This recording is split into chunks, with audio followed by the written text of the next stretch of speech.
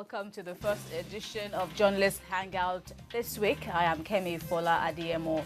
Today on the program, rejections from both losers' great supplementary governorship elections. Later on the show, APC set to challenge Osun governorship tribunal verdict. I'll be hanging out with Babajide Kolade Otitoju and Gani Kayode Balogun. Journalist Hangout starts now. Apart from malpractices, another major challenge facing Nigeria's electoral system is getting defeated candidates to accept outcome of election. Now this, no thanks to the winning is everything mentality of politicians. Outright rejection is greeting the outcome of Saturday's supplementary governorship elections in 4 states. Yet the 2 major political parties share the spoils, 2-2. The governing All Progressives Congress, that's the APC, triumphed in Kano and Plateau states, while the opposition People's Democratic Party won in Sokoto and Benue. Let's remind you also that the outcome in Sokoto is exactly what Babajide predicted on the program on 2 occasions. Here's his prediction on Sokoto. The situation in Sokoto State, of course, that is one of the states where elections were also declared inconclusive. Yeah, I still stand by what I said. I said I expected Tambo to win. Many people say a lot of things about Wamako's popularity. But what people do not know is that a lot of the big politicians who made Wamako so strong are no longer with him. And it reflected in that contest.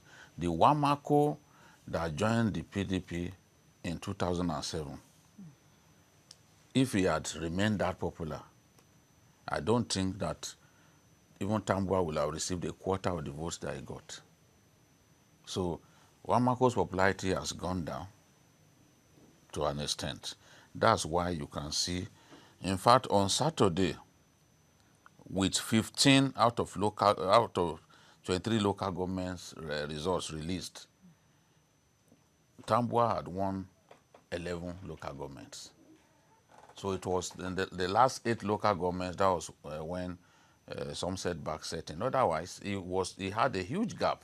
And then later the votes, on the distant local governments, when the results came in, especially from Ilela, Kebe, and the rest, then that was when they were able to bridge the gap. And as we speak, the governor is still ahead. So my prediction is still well on course. Indeed, through back to the prediction that Babajide Kolade Otitoju made on the outcome of the Sokoto governorship election. And gentlemen, I welcome you both to the show today, GKB and Babajide. I'll begin with you, Babajide. Now that we've seen the results of 4 states, INEC concluding the results there, looking at what transpired in Sokoto, how would you sum up the outcome in Sokoto that saw the emergence, of course, now of governor for another term? Yeah, Governor Tambo for another term. Governor Tambo, I expected him to win. I'm probably one of the very few people who thought Tambo, in spite of the narrow 3,000 votes margin, would be able to win. But I was confident that I was going to win, and that was why I said we will win on 3 occasions. 3 occasions, not even 2. So, because a lot of things happen in our politics. If one of the main financiers of your political group leaves you, there's no way it won't reflect. There's no way it won't reflect. People sometimes do not bear these things in mind, and they sometimes magnify politicians beyond their true strengths. Politicians need their foot soldiers to be who they are in terms of their strengths. So if the elites, they've left you, if some of the big grassroots mobilizers leave you. For example, I talk about one man in Kano, Umaru Nkwabo, in Sokoto, Umaru Nkwabo had been a grassroots mobilizer for a long time and is a government politician. We had worked with the big politicians, former governors in the state. Then he left Wamako and began to work for Tambo. And people expected that it would not show. And then another person, one of the former PAMSEC, federal PAMSEC, a big financier, left the group. And people still expect, oh, Wamako is a god in Sokoto. He can win any election. Wamako had not lost any election since 2007.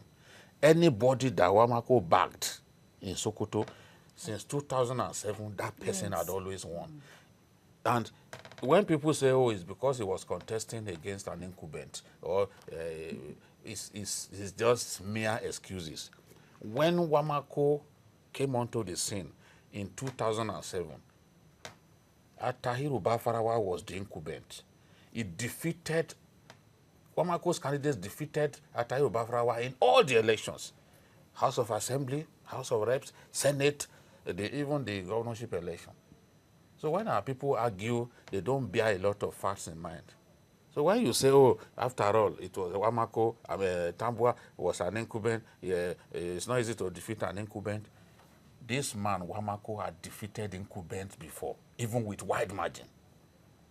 So the point that I made, what I saw, I'm happy that I've been vindicated.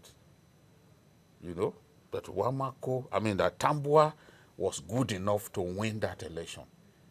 And even when he won with a very slim margin and people said, oh, the APC will overrun him in the next election, he was listed among states that were already on the APC column. I still came here and I repeated my prediction that I was sure that Tambo will prevail. And that's what has happened. In this election, Tambo defeated the candidate of Wamako in his local government, Sokoto South. That's despite the fact the people of Sokoto had not produced the governor.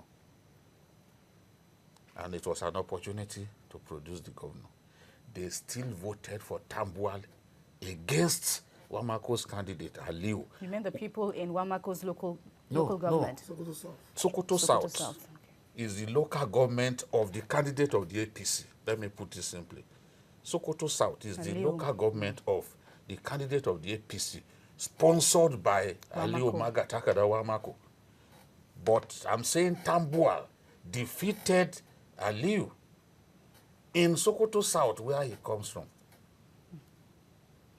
That is significant.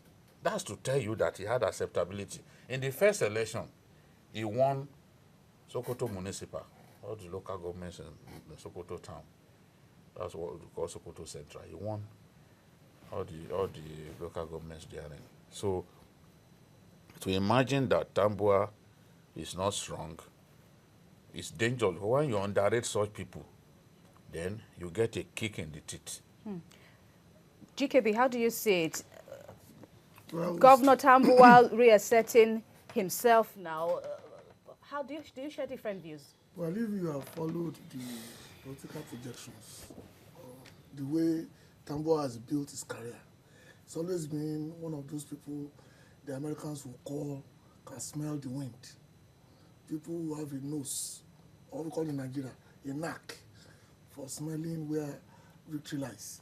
And he has shown that both when he was in the house and when he became, even after Buhari took away everything 2 weeks earlier, he was still man enough to let the Sokoto people be aware what he's capable of. And like we've told many people on many occasions, you can only underestimate Tambo at your own peril. And I'm sure things he has done, which he has shown in this election, is what Judy has said. He has moved in to those people who he assumed were the local warlords in those local areas, the rural areas, and made sure they are in his camp. And he just waited, knowing fully well that all he needed to do was win by a very slight margin. He knew that there is no way, right now, I'm not talking about 2023, that he could wipe out the Wamako dynasty in Sokoto, but he would get it in such a way that will not be relevant in this electoral cycle. And this is what we've seen during this by-election. Do we see this outcome reverberating elsewhere. How do you see how viewers or how watchers in other states now will be viewing the language or the statement or message sent to Alhaji Wamako? Yeah, I think that many people, it will give some people confidence that if you work hard, if you get your strategies right, you can win an election. Tambo is not a fool. See, he knew that the big votes will come from two local governments, Kebe and Gada. And what did Wamako do? Wamako went to this Kebe, it's a distant local government located along the border with Kebbi, and he slept there for 2 nights. He left the comfort of his home in Sokoto. Then he dispatched his deputy to Gada. Why did he do this? Because from the last election, he had learned that some of those distant local governments with significant population, you have to work extra hard in those places. He knew that in that by-election, this Kebe, the bulk of the votes will come from there. So he didn't send people, he went there on his own and began to work. And in the weeks leading to the election, Tambo hardly sat in government house.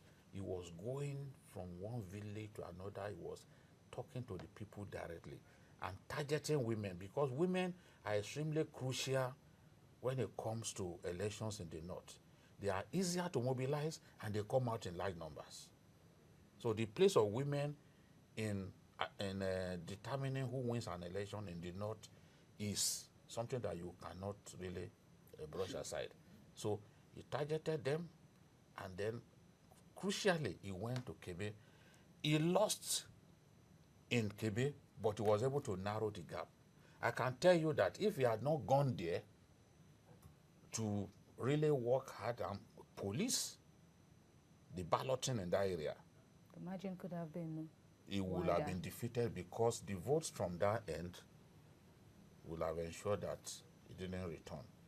But sometimes when you pin your hopes on some individuals, it is because you know that they also have capacity, they are strategic, you know. So that's what matters. People in politics, people must know how to use the power that they have, the incumbency, the resources that they have. They must be able to use. And he has shown that he's one such person who is strategic, who can use the opportunities placed in his hands. So that's exactly what he has done. And I'm sure that other politicians too will imagine that, look, if Tambo can do this, I can do it as well.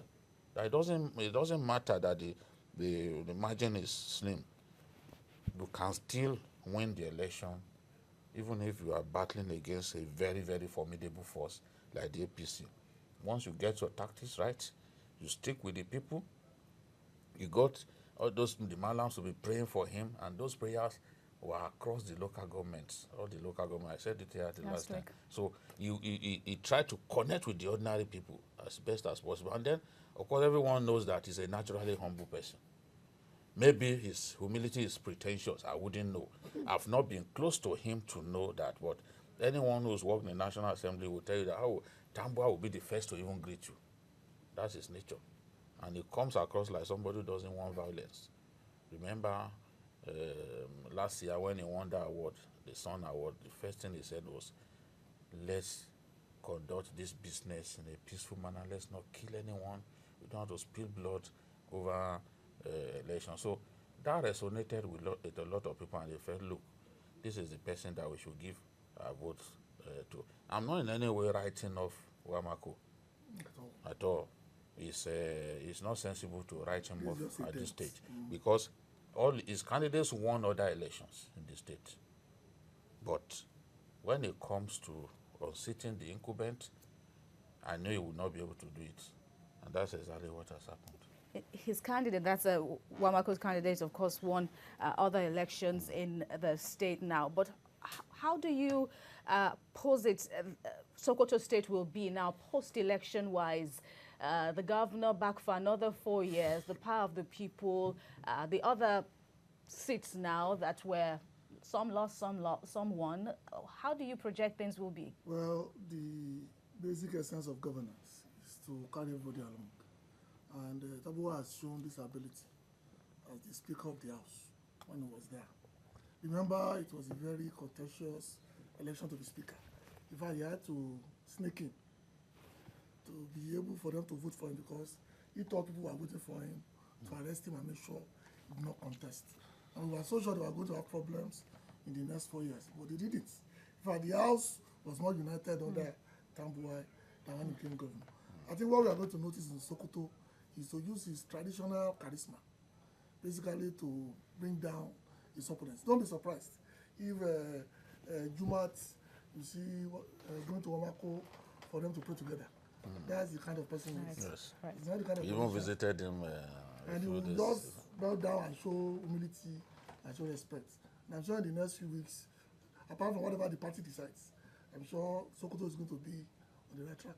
And the maxim, don't get mad, get even, seems to be resonating now. Looking at the fallout of Saturday's elections, we've seen APC crying out aloud in Benue. We've seen the outcome in Kano, Plateau State as well. Jide, what are your... Right now, is this one that automatically now the opposition should just dive into the boat or dive, so to speak, into going on, challenging the outcome? Well, even if you clobber a Nigerian politician in an election, you clobber him to the point that he cannot raise a hand, he will still say he was not well defeated. He will still say he's going to court. Remember before the rerun, the supplementary elections, I said some of those reruns were not necessary. I actually predicted here that the governor of Benue State, Osun, will increase his margin of victory after the supplementary election. Go back and check the margin now. It's higher than what it was before the supplementary election. So, in my view, the election had been won and lost Before. from the first election. So, the people merely cemented their choice, and further voted for the governor of Benue State.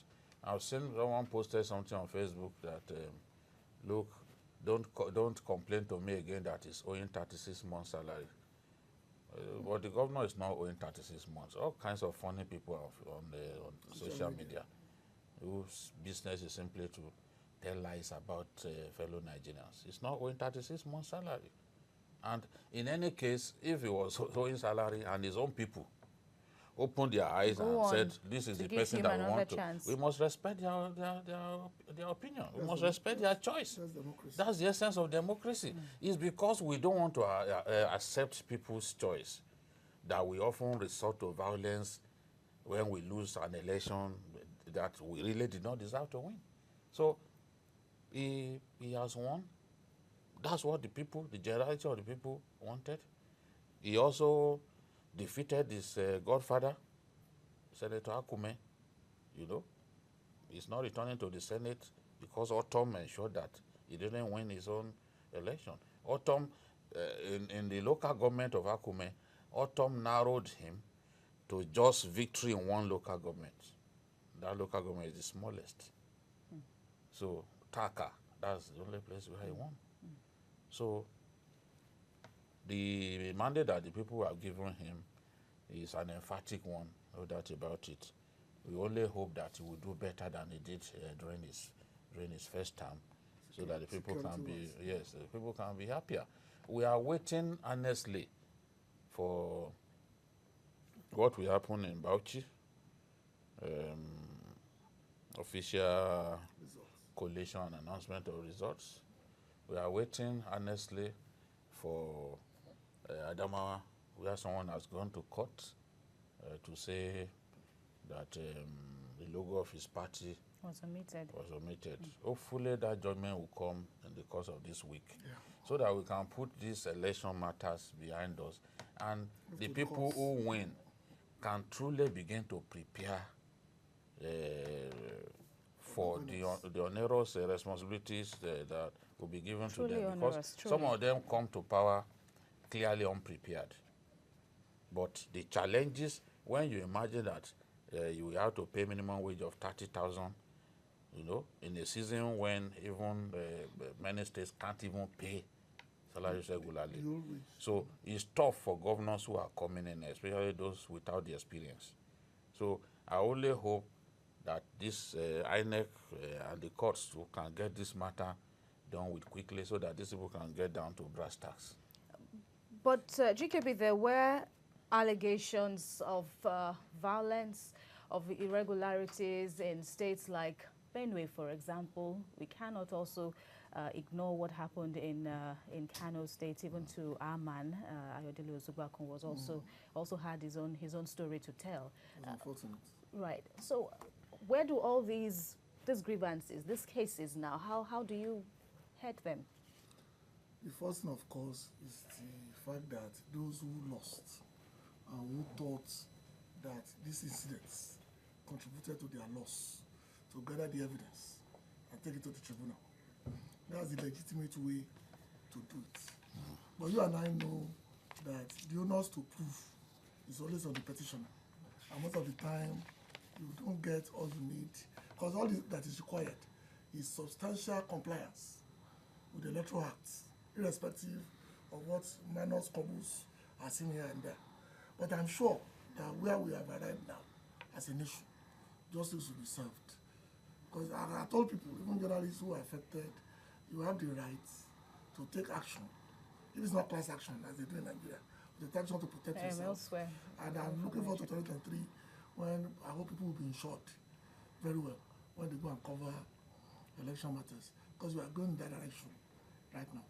But having said that, we cannot wish away the fact that our democracy seems to be ebbing and flowing at the same time. You see some elections, you praise them to high heavens, and you see some and you wonder, are we back to the Stone Ages? But I'm sure on the by and large, all things being equal, we are moving forward relatively in the right direction. People are now relying more on going to courts than resorting to self-help. Some still do, but majority of the people have accepted that the court is the next step in the process. Right on this table, Babajide, we talked about, you analyzed the role of INEC, the presidential, the governorship election. There were expectations, of course, that INEC would do a better performance this time around. In the light of all the minuses now that have been put at the table of INEC, how would you analyze it now? How did Saturday in itself, how did you view it? You see, it's such a big shame that violence has become an integral part of our electioneering process. People employ the use of thugs to gain advantage. People also try to compromise INEC. People use soldiers and policemen, as we saw in Rivers and parts of Bayelsa, where even a policeman, a very senior policeman, was beaten. We are waiting to see what will happen to the idiots who beat up the policeman. So, and the soldier, the soldier was killed. Soldiers were ambushed in Rivers, because in Rivers we seem to think that elections constitute warfare. So all of this needs to change. When we're discussing Kano, in my view, our inability to descend heavily on thugs, our inability to punish those who resort to violence as a means of winning elections is the reason we keep seeing these things happening in other places. So if we respond appropriately to vote suppression, to vote rigging, ballot stuffing, intimidation of voters, even vote buying, because vote buying was very common in this last set of elections. For people, in some cases, people were given clothes, some of them given phones in exchange for their votes. Someone even told me that in one state of the north, that people were given these little bags of fertilizer, 25 kg bags of fertilizer, just to vote.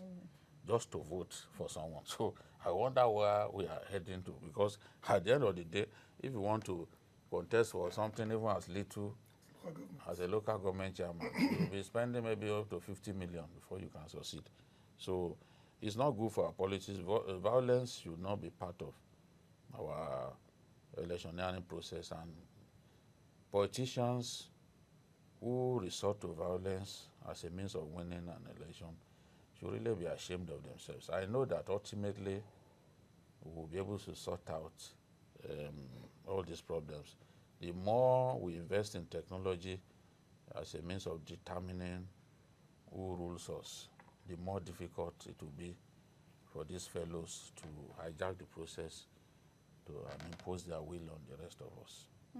GKB, your final take on this arm of the show today. We can talk about Plateau State now. We saw Governor Simon Lalong slugging it out with Jeremiah Useni, and of course the results are out there. Lalong, how did it pan out for you? Well, it is what we expected. I think we've said it on this program. The way Plateau is configured, it's obvious that Lalong is going to retain his seat. The old general gave a good fight. Though? But the figures were not 546,000. But the figures were not on his side. Even from the first election, it was obvious that the way Plateau is going to end up being a win in the column of APC. But that does not take away the fact that our politicians have to now realize that the days of, what's the language now? Overwhelming victory in certain areas are gone. Due to the input of technology, things are becoming more realistic. That's why you see states with 5 million voters registered, returning just about 1 million people who came to vote. And I'm sure by the time we deploy more technology in this man, the figures will even come down to a more realistic level. That's why you have people winning 540,000 to 537, 430 to 415. The results are more reflective, especially for the local elections, than the old ones that we used to have. When we used to have a state where 2 million people registered, and on the day of voting, everybody voted. Nobody was sick, nobody died, nobody went on leave. And rains didn't stop people from coming out. And nobody had anything to do apart from voting. So they are more reflective of what reality. The truth of what really transpired. Well, when we return on Journalist Hangout, APC is set to challenge Osun Governorship tribunal verdict. Stay with us.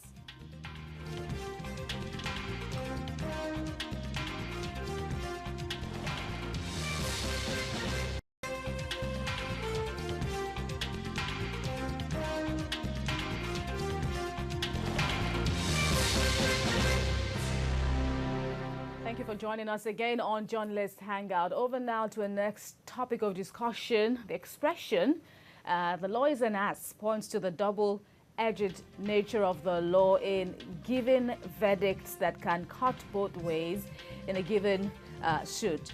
The Osun State Governorship election petition tribunal judgment, which declared Senator Ademola Adeleke of the PDP winner of the 22nd of September 2018 poll, is dividing opinions among Nigerians, but the All Progressives Congress has vowed to challenge the verdict at the Court of Appeal. According to the APC, the verdict cannot stand superior legal scrutiny, hence the decision to appeal. Indeed, and Governor Oyetola has gone on to say that everyone be calm in Osun State. Some are just being ignorant about the interpretation of what transpired on Friday. So the party has gone on to appeal and governance continues. Babajide. Yes, as I expected. They are going to appeal. I think if nothing else encourage them to appeal, the minority judgment of Justice Sirajo aptly captures Yes, the essence of an appeal, because some of the conclusions that we saw in the majority judgment were, to say the least, surprising. I don't want to describe those conclusions by any other word. It was surprising. There is no art by which an inferior court can decide on a matter that the Supreme Court had decided upon. Only the Supreme Court can vary its own judgment. No inferior court has the power to vary the judgment of the Supreme Court. So, to give the impression that rerun elections are illegal is, in my view, one of the mistakes made by the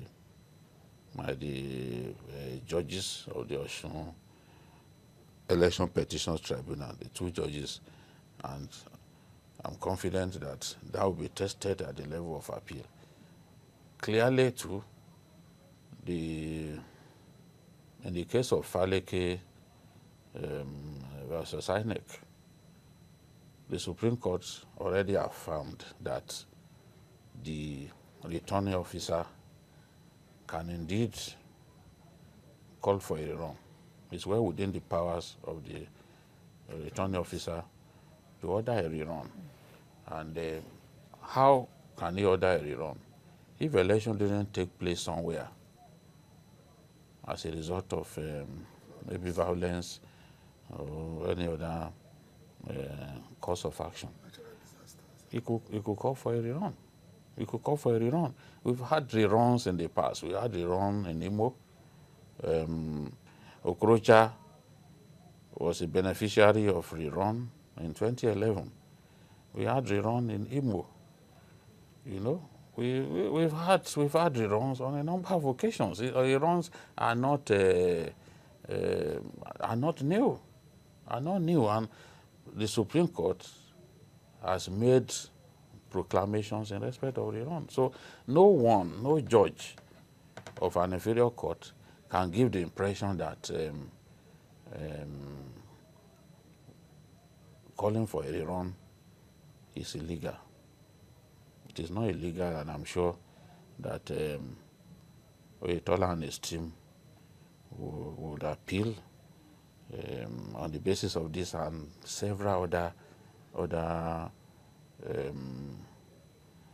mistakes, if I can call them in that which the majority judges on the panel, of course, talking about several other issues. GKB, Justice Siraju also went on to say that even if there were irregularities, so to speak, the issue is now a word which you also picked up in our earlier discussion, whether there were substantial irregularities to make the majority decide to nullify the entire rerun exercise. Well, the minority judgment clearly stated what the position of the law will be under normal circumstances, because it reflects the fact that when there were challenges in certain areas, natural disasters, violence, even non-supply of materials by INEC, when they supply their chances that they cannot hold the election at that particular time due to other factors, the RO has the right, once he realizes that votes from that area will play a role in the final results, to declare it wrong. That's been done, and it's ironic that you are giving a judgment on reruns the very week that we are having reruns. It shows the level of the way we take the law in our country. But like we all know, the APC will, of course, appeal. And I see this case going all the way back to the Supreme Court, because they have to now advocate on a case on a similar case they've decided more than 4 years ago. I don't know why courts of inferior jurisprudence always think that they can make new laws when laws are settled by the Supreme Court. But that's why we have a democracy. Everybody will do what they have to do. At the end of the day, justice will be served. So it's not a case of, let's try and channel the waters. Because Justice Tiraju also went on to say that the most that the court could grant as Senator Adeleke, one has to go by way of what he asked for. The court isn't like a Father Christmas that will just be, giving gifts that the petitioner didn't even ask for. Yes. The most the court should have done was to order a rerun. Yes, that's clearly stated in our laws. And how did we even get here? How did we get here? Get to the point where it's been inserted in our laws that all electoral battles must be waged and won on the battlefield, not in the law courts. It was the response of the majority PDP members in the National Assembly when they saw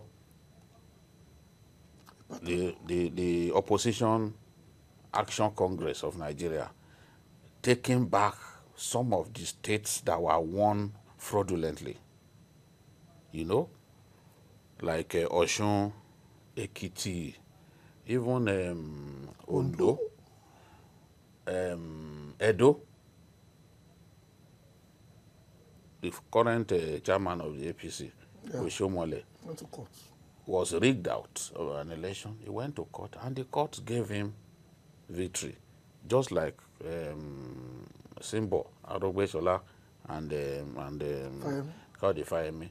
And in that era, the courts would deduct valid votes from invalid vote. Invalid votes could be the result of overvoting or even ballot stuffing. Okay. Remember when we brought Adrian Forty here, the forensic scientist, who would identify cases of massive thumb printing, and then that is during inspection of ballot materials as ordered by the courts, and those ones will be set aside. The judges will now say, okay, we are removing invalid votes from valid votes. And at the end of the day, they will now pronounce someone a winner, based on what's left.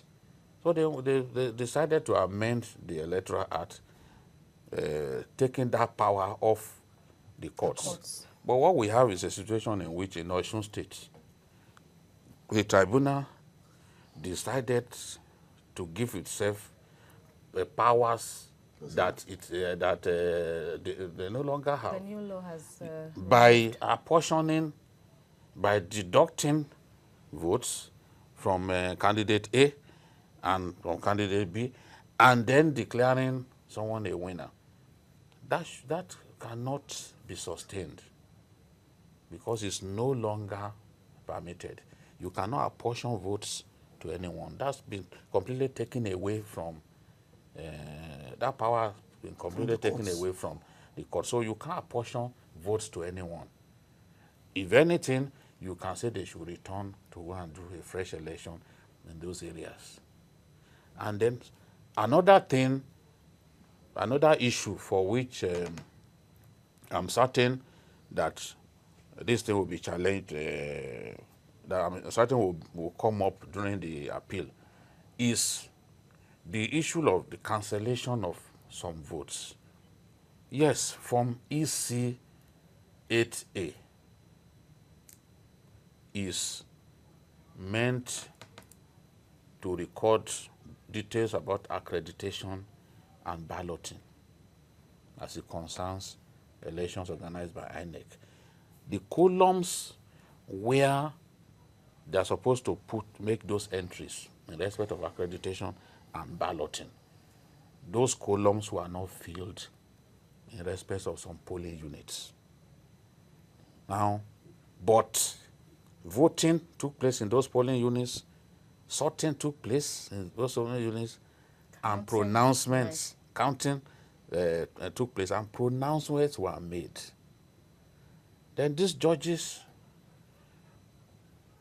proceeded to say because because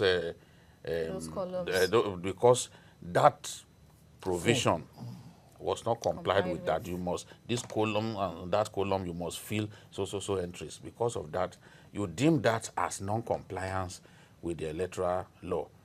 Yes, it's non-compliance. But is it substantial to affect the final result? If it's not substantial, it is clearly stated that in that case you cannot deem it as substantial.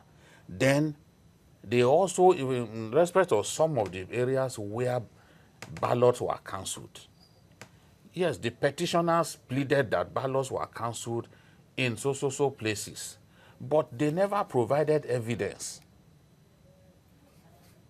that ballots were cancelled in those areas. They didn't provide evidence.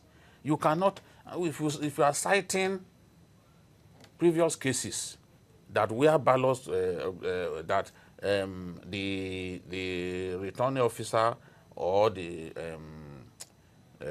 what's it called? The presiding officer. The presiding officer cancelled ballots, so you must show proof. But what we are talking about is a situation in which election didn't even take place in those places. So because election didn't take place in those places, you cannot say that the returning officer had no right to order a rerun in those places. And in any case, the returning officer gets his input from, or makes his findings based on input from the presiding officer. Like a unit 17 Oshogbo, there was no election. So if someone ordered a rerun in those areas because there was no election, is well within the law. You don't then now say, oh, this rerun was illegal, because the petitioner didn't provide evidence that these were the votes recorded in those areas before the announcement of cancellation was made. And we even see the returning officer on the spotlight now, because people are having to revisit the moment when he made those decisions, calling for supplementary elections in September of last year. Yeah. I mean, GKB, how do you come in this regard now? Because now, if it gets to the appellate and, of course, the Supreme Court stage now, let's just look at the possibilities. If this majority decision stands now, it really belittles the office or the powers of the returning officer. The arrows, yes. Not only, we are of course working on a presumption that this will stand, which I doubt. But having said that, I think we need to face the reality that every time we enact an electoral law, it's based on the facts that something has happened before that needed to be corrected. Don't forget the reason why gubernatorial elections now go to the Supreme Court was because Amechi went to court and the court made a pronouncement making him governor, which is a prayer I never asked for because it was not on the ballot. Now, the same thing will still not apply in this case, because what is obvious is the fact that based on what we have and the law that is there, three options on the table. One, restore the rerun. Two, order fresh elections. Or three, let's say restore to the one that it was valid. The people are taken away will be restored. Second one is to order fresh elections. And the third one is for the status quo to remain. So those are the three options that are on the table, based on the laws of the land. But we are in a country where somebody is enjoying, from the Supreme Court itself, power of perpetual injunction from being investigated, just basically to follow up the question that you asked. Right. But based on the laws as we know today, those are the options that are on the table. And we're also seeing a comparison, a lot of cases now have been brought on this table. If we look at what transpired between was it Magnus Abe and Wike, where we saw the stages of their legal battles, one at the election petition tribunal, even up to the appeal court, and then where the Supreme Court gave a loud judgment, affirming or reaffirming the victory of Governor Wike at the polls. I mean, my question is just, will we get to see an end to litigation? And people have also said again that for them, the ballots had already, been won. The voting had already been won. Adeleke had already won based on the calculations of some people even before a supplementary election was called for in Osun. Yes, and part of what happened was the fact that even ballots were cancelled, no doubt about it, even for flimsy reasons. I'm saying that if election took place, sorting took place, counting took place, collation, announcement, and each of the what's it called? Each of the agents got the duplicate pink copies, and even the witnesses that were called admitted that they got those pink copies. So election took place. They have the results. Everyone got a copy of the results. Because they didn't now feel that yes, a particular column, you now render all that happened a nullity. That can be right, and that can be substantial enough to say no, these guys they didn't comply. Yes, to an extent they didn't comply with the provisions of the electoral law, but is it substantial enough to then say, okay, those units, 23 units out of about 3,000 should then have their results cancelled? Because by the time you cancel here and there, you are reducing the capacity of a particular candidate to win fairly. But this is what is happening. If politicians stop the idea of filing electoral petitions that are even weak, then we won't, there won't be an end to all of these post-election litigations and all that, because I've seen a lot of them already that I know were well defeated in this set of elections, saying that they are going to court, this and that. It's just money for the lawyers, because they can't even sustain their cases in court. Fundamental errors were made by the judges who sat on this Osun petition. And if you go out of your way to exercise powers that you do not have, it's going to be difficult for that aberrant action of the judges to be sustained at the level of appeal.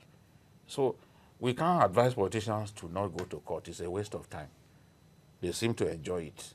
But you will see that at the end of the day, a good number of all these cases will be decided in favor of the original winners.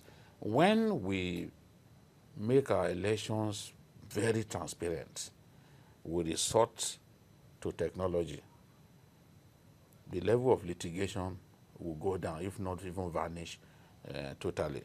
If you recall, the 2015 elections, the level of litigation went down significantly compared to previous elections, because we had begun to improve our electoral processes.